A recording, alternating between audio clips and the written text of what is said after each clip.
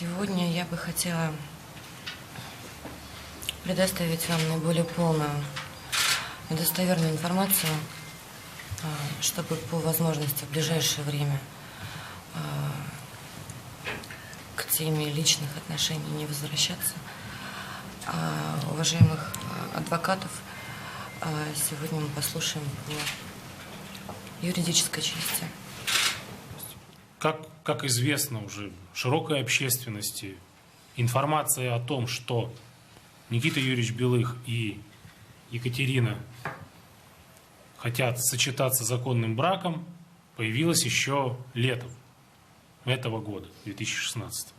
Тем не менее, до настоящего времени, к огромному сожалению, несмотря на то, что кажущаяся достаточно простую процедуру регистрации самого брака, до сих пор брак не зарегистрирован. Следствие, скажем так, находит любые способы всячески затянуть, отказать и так далее, и так далее. Вплоть до того, что приходим к таким абсурдным, казалось бы, на первый взгляд, заявлениям, что ответ есть, он вам отправлен, но он где-то потерялся. То ли в структуре Следственного комитета, то ли еще где-то. Вроде как он есть, и вроде как его нет одновременно. Я не могу сказать, что это возмутительно, но это странно. Поскольку каждый гражданин, в том числе даже лицо без гражданства, имеет право на заключение брака. И в данном случае, где бы ни находился один из тех, кто хочет вступить в брак, даже в условиях следственного изолятора, ему не может быть отказано. То есть в данном случае есть некий правоприменитель, там, к примеру, следователь, который должен как бы дать разрешение. Но это формальность. Он не может, так же как ЗАГС, не может гражданин обратиться в ЗАГС, и ЗАГС ему там говорит: мы вам отказываем в заключении брака. Такие основания, конечно, есть, там не достиг возраста, еще что-то, не дееспособен, но здесь-то об этом речи не идет. Поэтому мы рассчитываем на то, что соответствующие лица поступят в первую очередь законно, обоснованно и предоставят, создадут условия для того, чтобы данный брак был заключен. Поскольку те действия, которые предпринимаются, именно бездействия, скажем так, которые допускаются, они носят, безусловно, незаконный характер. Это действительно странная позиция следствия.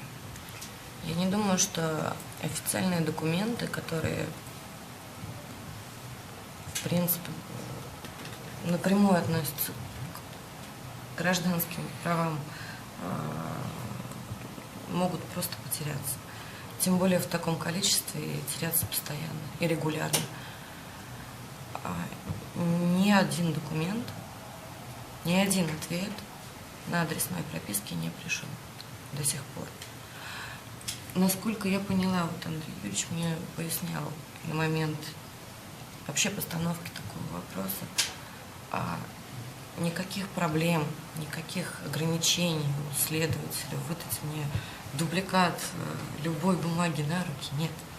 Не права? Совершенно верно, Катерина, да. То есть это вопрос не юридический, потому что юридических оснований, предусмотренных законом, препятствующих браку, их нет. Их нет. Но этот вопрос действительно очень странное поведение вот в данном случае, в данном контексте следствия. По делам от других доверителей, да, вот когда касалось процедуры регистрации и в колонии, и в изоляторе, то есть вот в данном случае никаких проблем, если юридических, естественно, нет никаких оснований, никаких препятствий, никаких проблем никогда не возникало.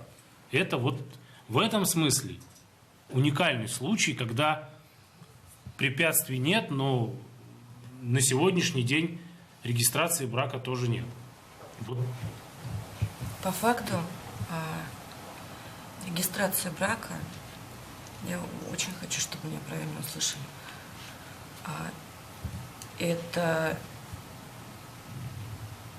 на текущий момент, помимо напечатанных кем-то телеграмм и писем, которые теряются и идут непонятно сколько времени, это единственная возможность сугубо оказать моральную поддержку.